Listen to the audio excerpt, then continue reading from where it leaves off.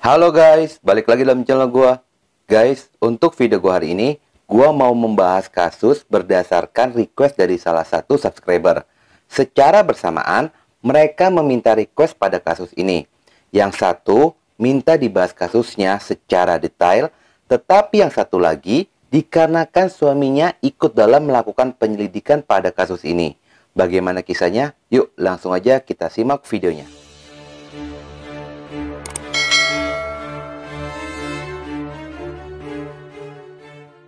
Seorang pria bernama Abdullah Fitri Setiawan alias Dufi, pria kelahiran 8 Oktober 1975, berusia 43 tahun pada saat itu.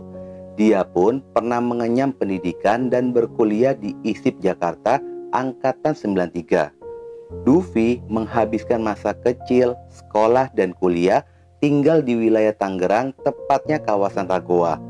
Pada saat lulus kuliah, Dufi mengawali karirnya sebagai seorang jurnalis di Harian Rakyat Merdeka.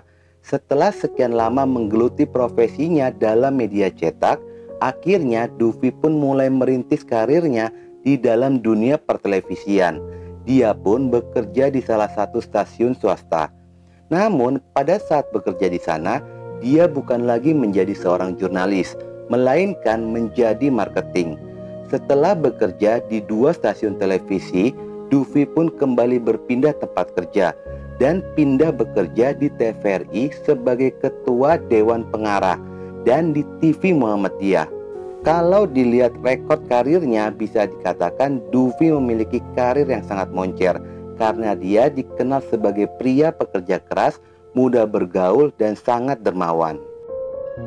Sementara di kehidupan pribadinya, dia menikahi seorang wanita bernama Bayu Yuniarti Hendriani. Dari pernikahan itu pun mereka dikaruniai 6 orang anak, dengan anak tertua berusia 16 tahun dan yang paling muda berusia 6 tahun. Mereka tinggal di klaster Catalina, Gading Serpong, Tangerang Selatan. Dufi dikenal sebagai DKM masjid di wilayahnya. Selain itu, dia dikenal sebagai pekerja keras namun sangat kreatif. Dia tidak mau terfokus dengan satu pekerjaan. Berbekal pengalaman, Dufi mulai merambah dunia usaha dengan membuat suatu PT bersama dengan istrinya. Dan PT itu diberi nama Cahaya Gemilang, perusahaan yang bergerak di bidang advertising.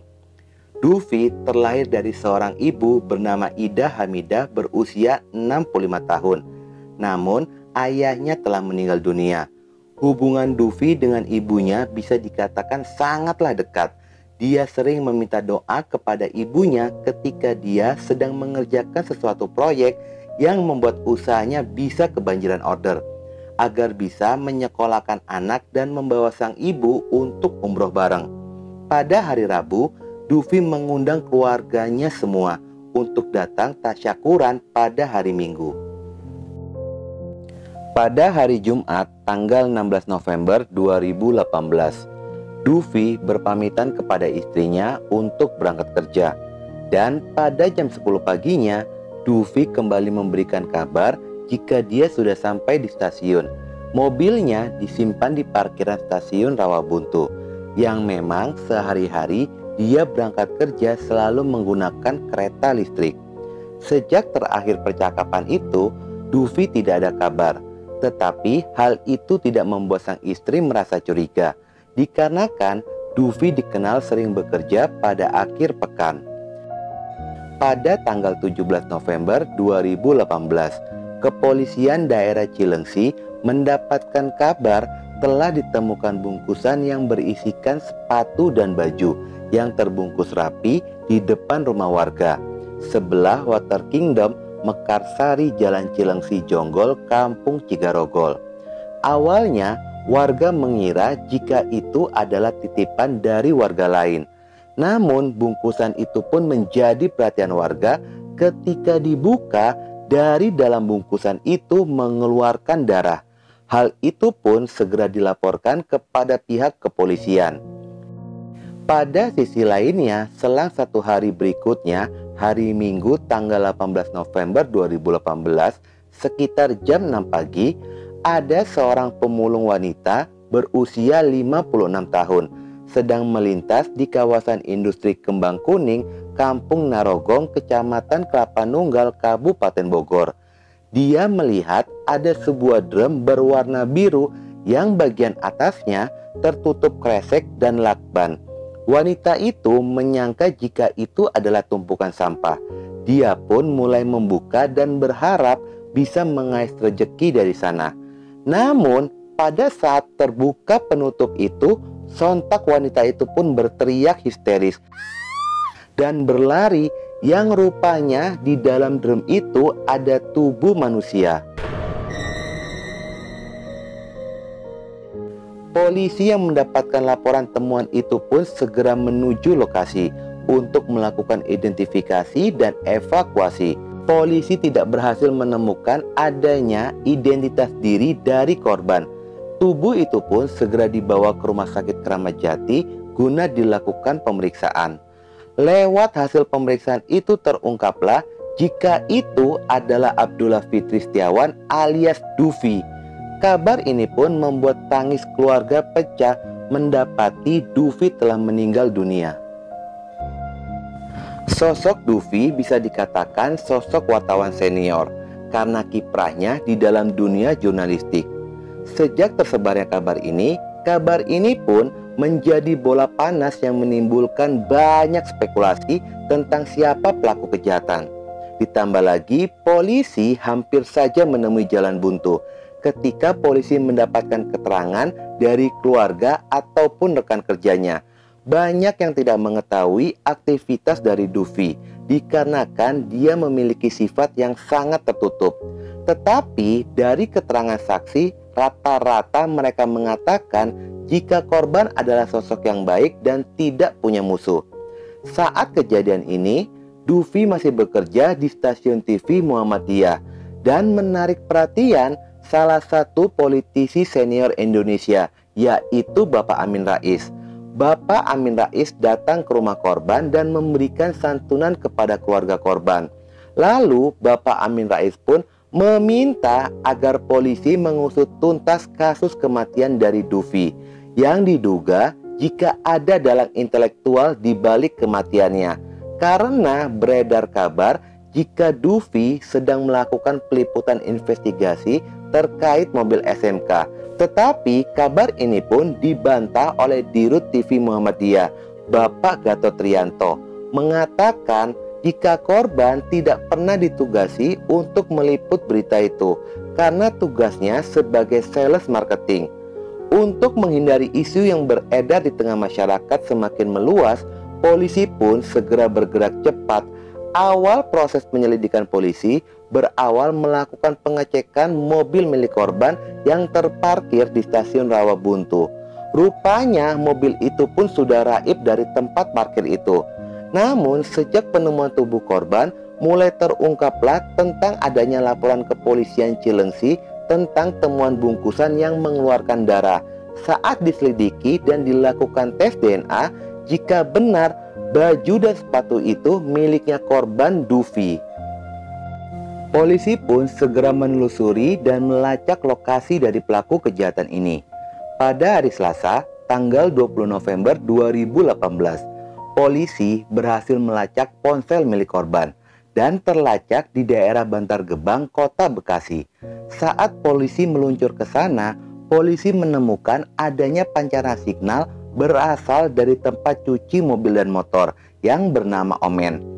Polisi pun tidak gegabah dalam melakukan tindakan. Dari banyaknya orang yang berada di sana, polisi langsung melakukan pengamatan agar tidak salah tangkap. Saat mendapati ada seorang pria dan wanita sedang memegang HP dan meminum kopi, saat itulah polisi segera melakukan penangkapan. Dan ketika digeledah, ternyata polisi berhasil menemukan SIM, handphone, KTP, dan ATM milik korban. Kuat dugaan jika pria dan wanita ini merupakan pelaku kejahatan. Pelaku kejahatan bernama Nur Hadi dan Sari. Mereka semua merupakan pasangan suami istri yang telah melakukan kejahatan kepada Dufi di Kampung Bubulak, RT 3 RW 4, Desa Bojongkulu, Kecamatan Gunung Putri, Kabupaten Bogor. Saat dilakukan interogasi, mereka mengakui telah melakukan kejahatan kepada Dufi dengan alasan terlilit hutang. Pria yang mengaku sebagai trading Bitcoin ini mengaku ekonominya bangkrut setelah pelaku sakit hernia, dan awal perkenalan mereka dari Instagram. Dufi berkomunikasi dengan Sari, lalu Dufi pun sempat datang ke kontrakan pelaku untuk bersilaturahmi. Mereka melihat Dufi mengendarai mobil, memiliki laptop, dan berpikir jika Dufi adalah orang kaya. Pada hari Jumat tanggal 16 November 2018, Dufi menghubungi kembali Sari yang katanya dia akan datang ke kontrakan. Lalu Nur Hadi mengajak istrinya untuk melakukan sesuatu dengan kode gap agar bisa menguasai harta dari korban, dan keduanya pun sepakat. Hingga pada saat Dufi datang ke kontrakan, awalnya Dufi dan Sari hanya berdua di kontrakan. Tiba-tiba datanglah Nur Hadi yang langsung melayangkan sajam beberapa kali yang membuat Dufi meregang nyawanya. Latar belakang dari Sari sendiri diketahui jika dia merupakan seorang kupu-kupu malam yang diperjualbelikan oleh Nur Hadi, suaminya sendiri. Dan kalian sendiri pun pasti tahu tujuan Dufi datang ke kontrakan itu untuk apa. Polisi pun berhasil menemukan mobil korban di daerah Lampung, dan dua pelaku lainnya yang membantu membawa dan membuang tubuh korban serta penadah mobil korban sedang dalam pencarian polisi. Kasus ini pun disidangkan di Pengadilan Negeri Cibinong, Kota Bogor. Pada hari Selasa, tanggal 23 April 2019, Majelis Hakim melakukan vonis hukuman mati kepada kedua terdakwa, yakni Nur Hadi dan Sari Muniarsi. Sedangkan satu terdakwa lainnya yang bernama Dasep dihukum 10 tahun penjara karena membantu pembunuhan berencana tersebut. Guys, dari kejadian ini, jujur gue merasa kasihan kepada istri korban. Dengan posisinya sebagai ibu rumah tangga dengan 6 orang anak, mendapati kenyataan seperti ini. Atas ulah pelaku, 6 orang anak telah menjadi yatim. Semoga Allah melimpahkan rezeki untuk ke-6 anak korban agar bisa melanjutkan sekolah dan meraih cita-citanya.